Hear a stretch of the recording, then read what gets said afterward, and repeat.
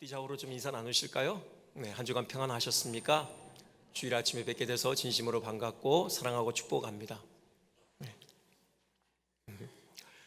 여호와는 나의 목자시니 너무도 유명한 시편이죠. 여호와는 나의 목자가 되신다. 사실 이것만큼 복된 것 없죠. 그 자체가 감사의 제목이 됩니다.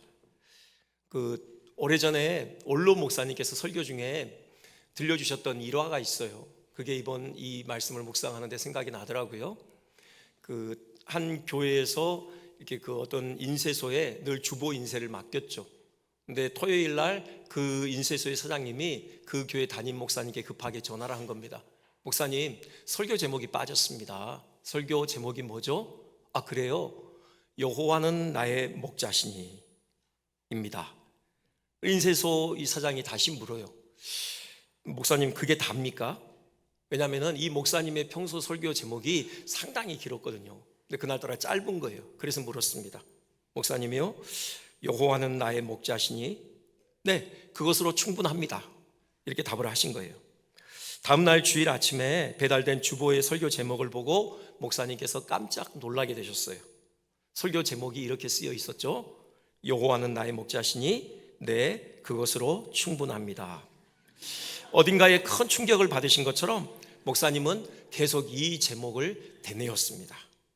여호와는 나의 목자시니 네, 그것으로 충분합니다. 여호와는 나의 목자시니 네, 그것으로 충분합니다.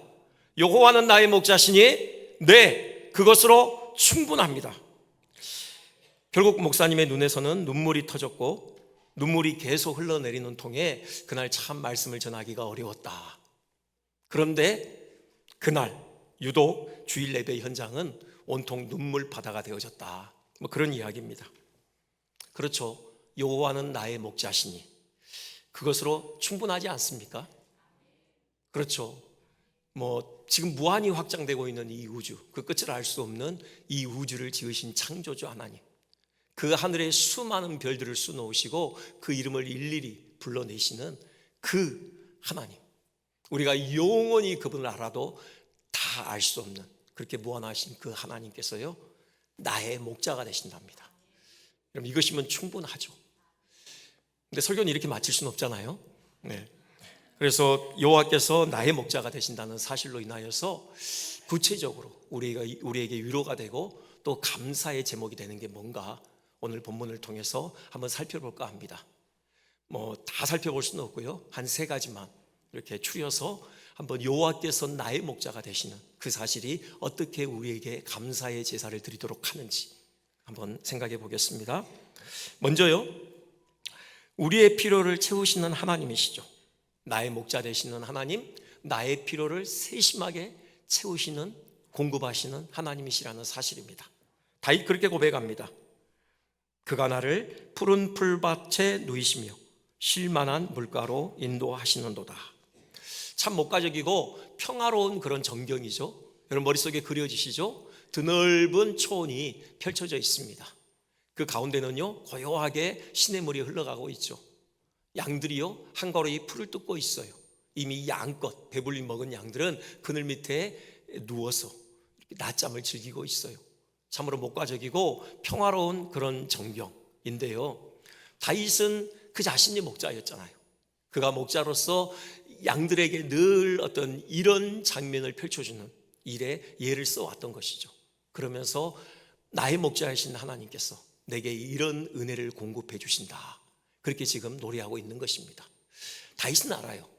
양들이요 이렇게 푸른 초장에 누워서 쉬기 위해서, 또 잔잔한 그런 또 물가에서 목을 축이기 위해서 목자가 얼만큼 수고를 해야 되는지, 잠시도 쉬지 못하고 목자가 양을 위해서 부지런히 일을 해야 되는지 다윗은 알고 있습니다. 필립 켈러라고 그가 쓴 책 중에 양과 목자라는 책이 있는데요, 그분의 이력은 아버님이 동아프리카 선교사였어요. 아버지를 따라서 동아프리카에서 살았는데 본인이 직접 한 8년 동안 양을 키우는 목동의 일을 했어요. 수백 마리의 양을 직접 길렀던 것이죠. 그 다년간의 경험을 토대로 이 시편 23편을 묵상했습니다. 다윗의 그 심정으로 들어가서 이 시편을 묵상한 그 묵상집이 바로 그 양과 목자, 우리말로는 그렇게 번역된 책인데요, 거기 보면은 양들이 이렇게 푸른 초장에 편히 누워 쉬기 위해서 목자가 얼만큼 수고해야 되는지 분명하게 드러나 있어요. 그 필수적으로 채워져야 될 조건들이 있습니다. 먼저요, 양은 겁이 많아요. 얼마나 겁이 많냐면은 덤불에서 갑자기 길 잃은 산토끼가 한 마리 탁 나오잖아요. 그러면은 그 토끼를 보고 양이 놀라서 막 달아날 거 아닙니까? 그러면 양 한 마리가 토끼 때문에 달아나요? 그럼 나머지 모든 양무리가 이유는 알 수 없어요. 그냥 양이 달아나니까 영문도 모른 채 자기들 또 달아나는 겁니다. 도망쳐요. 그 산토끼 한 마리 때문에 온 양무리가 함께 겁을 먹고 도망칠 정도로 이렇게 겁이 많은 동물이죠. 그래도 그럴 것이 외부의 공격으로부터 스스로 방어할 수 있는 수단이 아무것도 없잖아요, 양은요. 그렇기 때문에 양은 이 두려움으로부터 자유하지 않으면 결코 눕지를 않는다고 해요. 그렇기 때문에 목자가 할 일은 바로 그 양의 그 두려움으로부터 양을 안심시키는 것이죠. 늘 양 곁에 있어야 하는 것이에요. 호시탐탐 기회를 노리고 있는 들짐승으로부터 양떼를 보호해주고 지켜줘야만 하는 것이죠. 밤의 추위, 한낮의 더위를 무릅쓰고 양 곁에 있어야 하는 것입니다. 그리고요, 또 양들을 괴롭히는 게 있는데 파리나 진드기 같은 해충들이요. 특별히 그 코파리라고 불리는데 아주 작은 파리인데요, 그 양의 코는 이제 찐득찐득한 그런 점액질이 있을 거 아닙니까? 거기다가 알을 까기 위해서 양 머리를 왱왱하고 맴돈대요. 귀찮게 구는 거죠. 그러다가 알 깔기에 성공하잖아요. 그러면 그 알에서 이제 부화된 유충이 콧구멍 속으로 들어가서 양의 머리를 파고든대요. 거기다가 이제 잠복하는 거고 염증을 일으키죠. 그래서 양의 시력을 멀게 하기도 하고요, 또 양이 고통스러울 거 아닙니까? 그러니까 머리를 흙에 막 짓이기고 머리를 이렇게 부딪히면서 결국 죽기도 하고, 그렇기 때문에 또 목자가 이것도 살펴야 하는 것이죠. 이런 벌레들에 의해서 양이 괴롭힘 당하지 않도록 보살펴 줘야 하고요, 진드기가 떨어져 나가도록 살충제로 씻어 주어야 하고, 방충용 기름을 조제해서 양의 코와 머리에 발라주어야 하는 것이에요. 그래서 파리를 쫓아내 줘야 합니다. 5절에 보면은 주께서 기름으로 내 머리에 바르셨으니, 아마 그 내용은 이 방충용 기름, 아마 이것과 상통하는 부분이 있을 것입니다. 무엇보다 중요한 게 있죠. 양이 편히 초장 위에 들어 누워 쉬기 위해서는 배불리 먹어야 할 것 아닙니까? 근데 이게 또 이 팔레스타인 지역의 특성상 쉬운 일이 아니죠. 물이 귀한 건조한 지역 아닙니까? 그런 만큼 풍부한 목초지를 찾기가 쉽지 않아요. 그러니까는 목자가 양을 위해서 늘 신경 써야 될 게 뭐냐? 목초지를 찾아주는 일이에요. 자, 목초지를 발견했어요. 양을 이끌고 왔어요. 양은 이제 양껏 풀을 뜯습니다. 그날 종일이 될지 아니면 며칠이 될지. 그러면은 양이 그렇게 한가로이 풀을 뜯고 있을 때 목자도 할 일 다 했다고 이제 그늘 밑에 들어가 쉽니까? 물장구 치면서 놉니까? 아니에요. 그럴 수 없어요.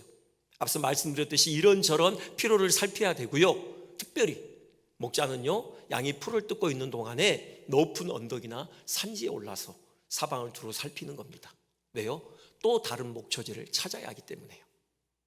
이것이 바로 양을 위한 목자의 수고예요.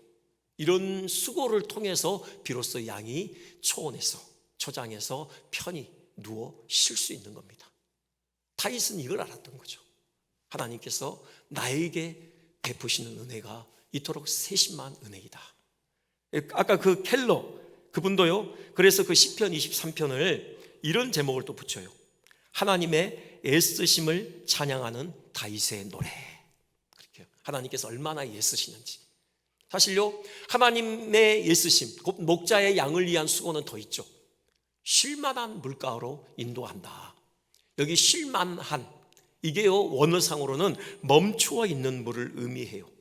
실제로 영어 성경에서 KJV 같은 경우는 still waters 그렇게 돼 있죠. 멈춰 있는 물. NIV 같은 경우는요, quiet waters 그랬습니다. 고요한 물, 정적이 흐르는 물 이렇게 번역했어요. 이는 양이 가지고 있는 특성과 깊은 연관이 있어요. 양은요, 본능적으로 물을 무서워해요. 물에 대한 공포가 있어요. 수영을 못해요. 그렇기 때문에 흐르는 물에서는 결코 물을 마시지 않는데요. 아무리 목이 말라도 흐르는 물 가까이 가지 않는 본능적인 공포가 있어요. 목자는 이걸 아는 거죠. 목자가요, 좀 귀찮다고 해서 그냥 어쩌다가 이제 물을 발견했으니 야, 그냥 여기서 먹어 라고 양을 막 몰아세우지 않아요. 네가 안 먹어? 네가 아직 목이 덜 말라서 그렇지 한번 죽을 만큼 못 말라봐. 안 마시고 백이나 보자. 그렇게 양을 몰아세우지 않는다고요. 그 본능적인 물에 대한 공포를 이해하는 거예요. 그래서 어떻게 합니까? 그래서 물줄기, 그 흐름을 막아주는 거예요. 돌이나 흙으로요, 댐을 쌓아요. 그래서 물을 멈추게 만드는 겁니다. 그리고는 그 목마른 목을 죽이도록 해주는 거죠. 이런 세심한 배려와 수고, 하나님께서 우리의 필요를 채우시기 위해서 들이시는 수고예요. 여러분 그렇잖아요. 여기까지 지금 우리가 온 것, 우리에게 무슨 대단한 기적과 같은 일이 일어나지 않았다. 여러분 그것만 기적이 아니라 우리가 아무런 사고 없이 하루하루를 이렇게 지낸 것, 이 자체가 기적 아닙니까? 그렇죠. 이게요, 하나님의 그 애쓰시는 수고, 그 목자의 세심한 돌보심 때문에 가능했던 일인 것이죠. 육적인 필요만 채우시는 게 아니에요. 영적인 필요를 공급해 주십니다. 우리의 영적인 필요를 채우시기 위해서 우리 하나님께서 얼마나 수고를 기울이셨습니까? 십자가에서 당신의 생명을 내어놓으셨잖아요. 우리 영혼의 주림을 채우기 위한 참된 양식, 주님의 그 십자가에서 찢기신 살을 우리에게 공급해 주시고요, 우리의 영혼의 그 갈증을 해결하기 위한 참된 음료, 주님의 십자가에서 흘리신 피 우리에게 또 공급해 주신 것입니다. 우리는 주님의 그 살과 피를 먹고 마시는 그런 풍성한 복을 누리게 된 거예요. 하나님의 양으로서 우리는 주님의 그 살과 피 먹고 마시는 겁니다. 오늘 또 우리 가운데 성찬이 준비됐습니다. 여러분 우리를 위해서 찢기시고 우리를 위해 흘리신 그 살과 피를 먹고 마시는 순간이에요. 믿음으로 떡과 포도주를 먹었으면 좋겠어요. 그 우리를 위한 목자 되신 주님의 그 세심한 배려, 사랑 더없이 깊이 경험하는 복된 순간 되시기를, 그래서 어느 때보다도 더 풍성한 감사의 제사에 참여하시기를 주님의 이름으로 축원드립니다. 두 번째, 목자 되신 우리 하나님은요, 고난 중에서도 함께 하시는 하나님이셔요. 4절 그렇게 고백하죠. 내가 사망의 음침한 골짜기로 다닐지라도 해를 두려워하지 않을 것은 주께서 나와 함께 하심이라. 목자 되신 하나님의 인도를 따라가다 보면은 이렇듯 사망의 음침한 골짜기를 만날 때가 있습니다. 늘 푸른 초장, 쉴만한 물가만, 그런 어떤 목가적이고 평화로운 장면만 펼쳐지는 것이 아니에요. 짙은 어둠이 깃든 그런 고난의 골짜기에 서야 할 때도 있는 것이에요. 다윗이 그랬어요. 다윗이 10대 후반쯤이었겠죠. 처음 사울을 이어서 이스라엘 왕으로 기름 부음을 받잖아요. 그 이후 다윗의 앞길이 활짝 열렸습니까? 바로 하나님께서 그를 왕궁으로 인도하셔서 그 머리에 왕관을 씌우셨나요? 그렇지 않아요. 적어도 한 10년 이상을요, 정처 없이 그 목숨의 위기를 벗어나기 위해서 예를 쓰는 그런 삶이 펼쳐졌잖아요. 그야말로 사망의 음침한 골짜기와 같은 그런 장면이 끊임없이 다윗이 마주해야 될 장면이었던 것입니다. 당시 최고의 권력자인 사울의 정적이 되어져서 그 자기 목숨을 노리는 사울의 칼을 피해서 끊임없이 도망다녀야 했어요. 요나단에게 그런 고백을 하거든요. 나와 죽음 사이는 한 걸음뿐이다. 그런 고백을 할 만큼 사망의 그 그림자가 짙게 드리워진 골짜기를 수없이 마주해야만 했어요. 우리도 그렇습니다. 여러분 성도들의 삶의 여정에도 목자 되신 주님을 쫓아가는 그 삶의 여정에도 우리는 사망의 음침한 골짜기를 만나게 돼요. 여러분 잘 아시지 않습니까? 여러분 지금까지 지내온 세월 동안 인생의 구비마다 그런 죽음의 그림자가 드리워진 그런 골짜기 만나보셨잖아요. 근데 우리에게 위로가 되는 사실들이 있어요. 이 골짜기는 반드시 끝이 있어요. 사망의 음침한 골짜기로 다닐지라도 지날지라도 그렇게 돼 있어요. 이건 끝이 막혀있는 굴이 아니에요. 끝이 열려있는 터널과 같은 것이에요. 지나가는 겁니다. 끝이 있어요. 그 미드라시에 나오는 이야기 여러분 들어보셨을 것 같은데요. 다윗 왕이 하루는 세공사를 찾아가죠. 반지를 만들라고 그래요. 정말 아름다운 반지를. 그리고 거기에 글귀를 새기라고 합니다. 근데 글귀에 대한 그 요구 조건이 까다로워요. 내가 큰 전쟁에서 이겨 환호할 때도 교만하지 않게 하고, 내가 큰 절망에 빠져 낙심할 때도 좌절하지 않고 스스로 새로운 용기와 희망을 얻을 수 있는 글귀를 새겨넣어라, 이런 요구를 합니다. 세공사가 정성껏 아름다운 반지를 만들었어요. 근데 거기다가 무슨 글귀를 새겨야 될지 모르겠는 거예요. 몇 날 며칠 고민하다가 결국 지혜롭다는 다윗의 아들 솔로몬 왕자를 찾아가요. 솔로몬 왕자가 이렇게 조언합니다. 간단해요. 이 또한 지나가리라. 네, 그거예요. 이 또한 지나가리라. 다윗 왕이 칭찬했다고 하죠, 세공사를. 여러분, 이 또한 지나가는 겁니다. 아무리 고달프고 온통 죽음의 그림자로 뒤덮인 어둠 가운데 있다 하더라도 결국 이 또한 지나가는 것이에요. 그럼 왜 이 사망의 음침한 골짜기를 우리 주님께서 지나가게 하시는 걸까요? 그건 더 좋은 초장으로 나아가기 위해서예요. 여러분, 아까 목자가 더 다른 목초지를 찾기에 언덕에 올라가서 사방을 둘러봤다고 했잖아요. 그 목자의 눈에 저 멀리 목초지가 펼쳐져 있는 게 보여요. 저거다. 그리고 이제 양들이 이제 그 꼴이 다 했을 때 그 양들을 이끌고 그 목초지를 이제 찾아가는 겁니다. 향해 가요. 근데 그 목초지에 가기 위해서는 반드시 협곡을 지나야만 하는 거예요. 사망의 그림자가 짙게 드리워진 골짜기를 지나야만 그 목초지에 이를 수 있는 것이에요. 어떻게 합니까? 포기해야 됩니까? 양들이 가기 싫다고? 아니잖아요. 반드시 그 목초지에 이르기 위해서 그 협곡을 지나가게 하는 것이에요. 여러분, 이겁니다. 그 골짜기의 끝에요, 우리에게 더없이 좋은 삶이, 더없이 풍성한 목초지를 우리 하나님께서 예비해 놓은 것이에요. 우리는 그 골짜기를 지나는 동안에 우리가 더 순결해지죠. 더 하나님을 깊이 알게 되고요. 그래서 마침내 이 골짜기를 지났을 때 우리를 위해서 예비하신 그 풍성한 목초지를 우리는 만나게 될 거예요. 그리고 또 우리에게 위로가 되는 정말 중요한 사실이 있죠. 이 골짜기를 지나는 동안 하나님께서 우리와 함께 하신다는 겁니다. 네. 하나님의 손에 들린 지팡이와 막대기로 우리를 안위하시는 거죠. 그래서 해를 두려워하지 않게 되는 것입니다. 이 지팡이와 막대기, 지팡이는요, 양이 길을 어긋나갔을 때 그때 바른 길로 인도하는 거고요. 막대기는요, 외부로부터 침입해오는 공격으로부터 그들을 지켜내기 위해서 필요한 것이죠.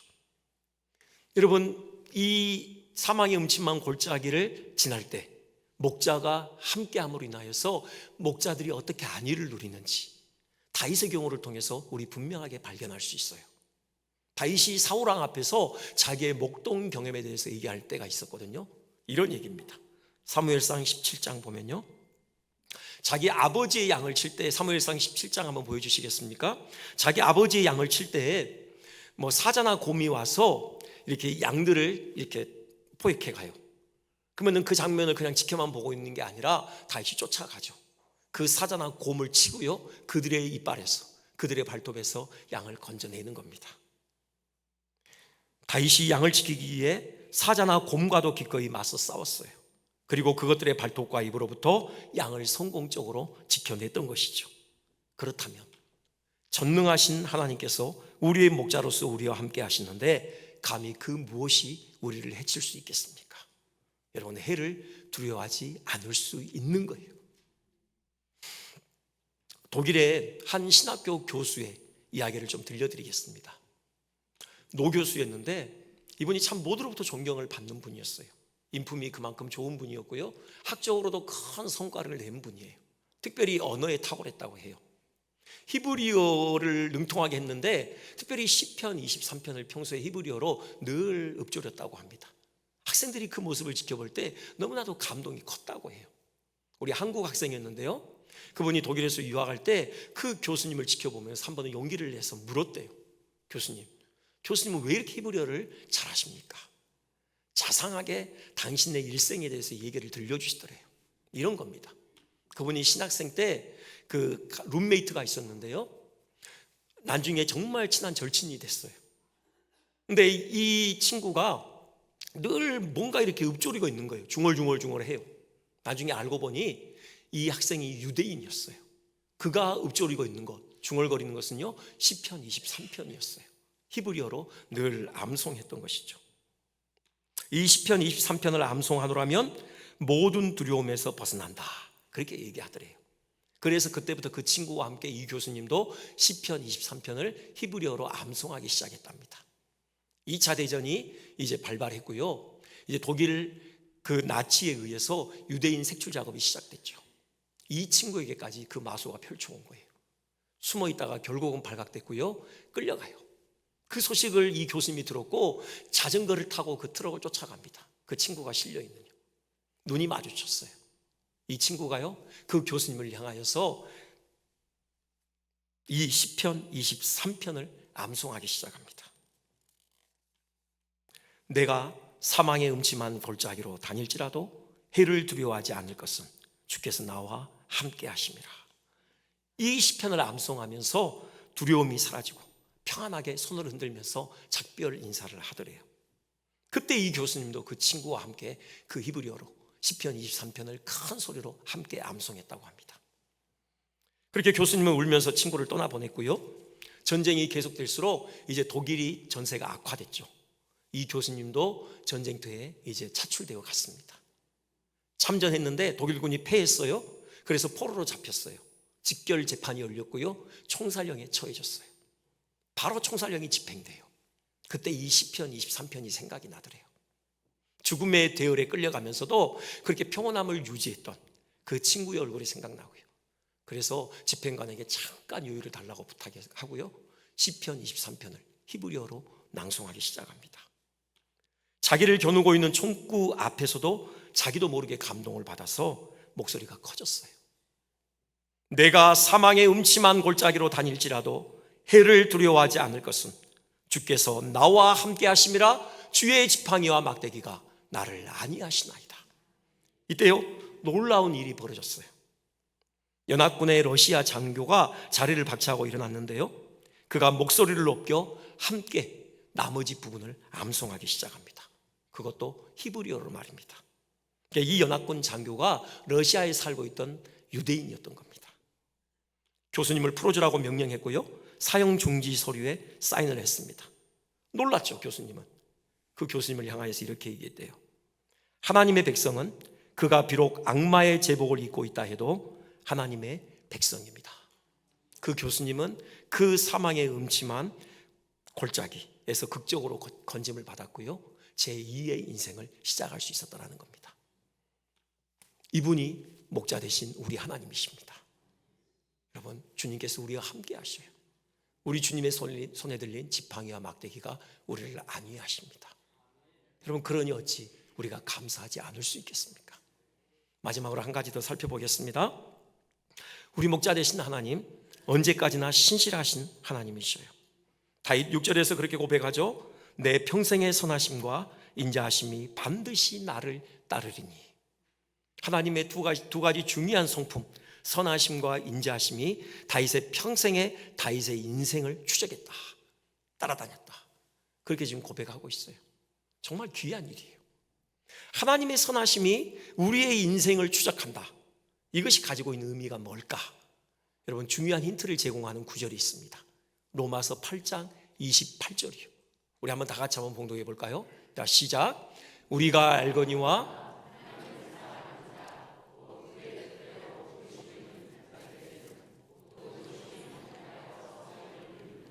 아멘. 모든 일이 하나님의 능하신 손 안에 있고요, 그것들이 합력하여 결국으로는 궁극적인 선을 이루어낸다라는 거죠. 하나님의 선하심이 우리의 인생을 추적한다, 끝까지 따라다닌다. 바로 그 시편 23편의 그 고백과 상통하는 그런 고백이에요. 그 선이 뭘까? 그게 29절에 나와 있습니다. 한 번 더 같이 봉독해 볼까요? 자, 시작. 하나님이 미리 아신 자들을 또한 그 아들의 형상을 본받게 하기 위하여 미리 정하셨으니 이는 그로 많은 형제 중에서 맏아들이 되게 하려 하심이니라. 아멘. 바로 이겁니다. 하나님께서 우리의 인생을 향하여 계획하신 궁극적인 선은요, 하나님의 아들의 형상을 본받는 거예요. 우리 내면에서 예수 그리스도의 고귀하신 인품이 빚어져 가는 거예요. 우리 겉사람이 예수님이 입고 계시는 그 영광의 부활체를 입게 되는 것입니다. 이것이 선이에요. 이 하나님의 선하심이 우리 인생을 끝까지 추적하는 겁니다. 끝까지 따라가요. 그래서 반드시 우리의 겉과 속에서 하나님의 거룩하신 형상을 빚어내고야 마는 것입니다. 이 일을 위해서 또 하나님의 인자하심이 우리를 추적합니다. 이 인자하심이요, 헤세드예요. 언약적인 사랑입니다. 그 언약적인 사랑이 우리와 늘 함께해요. 다윗이 처절하게 이 사실을 경험으로 배우죠. 다윗 같지 않은 순간들이 있었잖아요. 밧세바를 범했죠. 남의 아내. 그 죄를 감추기 위해서 그 밧세바의 남편 충신 우리아를 사지로 내몰잖아요. 이것 때문에 정말 영적인 침체 가운데 처절하게 고통해요. 그럼에도 불구하고 하나님의 다윗을 향한 언약적인 사랑은 멈추지 않습니다. 하나님께서 다윗을 불러내시죠. 나단 선지자를 통해서요, 그 죄를 통렬히 지적하셔요. 다윗으로 하여금 항복을 받아내셔요. 가슴을 치며 통곡하며 그 죄를 토해내죠. 그 회개를 하나님께서 받으셔요. 다윗을 받으셔요. 그를 회복시킵니다. 그래서 다시 그에게 왕자를 맡기셔요. 그 하나님의 나라인 이스라엘 백성의 왕직을 봉직하도록 계속해서 그에게 은혜를 공급해 주시는 거죠. 다윗은 처절하게 배웠어요. 그 신실하신 하나님의 언약적인 사랑이 무엇인지요, 그 하나님의 언약적인 사랑에 의해서 그 안에 시작하신 그 선을 반드시 이루어내시고야 마신다라는 사실을 다윗은 처절하게 그의 경험을 통해서 배웠고, 바로 그 경험에서 비롯된 고백이 이 고백입니다. 여러분, 하나님의 선하심, 하나님의 인자하심이 우리의 인생을 추적합니다. 단 한순간도 끊어지지 않아요. 우리가 어디를 가든 어떠한 모양으로 있든지 간에 하나님의 선하심과 인자하심은 우리를 따르는 것입니다. 반드시 우리 안에 시작하신 이 구원을 완성해 이르게 하고야 마시는 것입니다. 우리가 여호와의 집에 영원히 우리를 예비하신 그 영원한 하나님 나라에서 영구의 하나님과 복락을 누리는 그날까지 하나님의 선하심과 인자하심은 우리를 따를 것입니다. 이런 은혜를 입은 자들 아닙니까? 이 하나님을 나의 목자로 고백하는 자들이잖아요. 우리 그 하나님 신뢰하고 우리 한순간도 그 하나님의 그 시선에서 벗어나지 말고 그 하나님의 손에 우리의 삶을 오롯이 내어 맡겼으면 좋겠습니다. 그 하나님의 인도하심에 매 순간 우리 안테나를 맞추고 한 걸음 한 걸음 순종하며 따라갔으면 좋겠습니다. 그런 풍성한 복을 누리시기를, 그래서 감사의 제사가 넘치는 복된 삶 사시기를 주님의 이름으로 축원드립니다.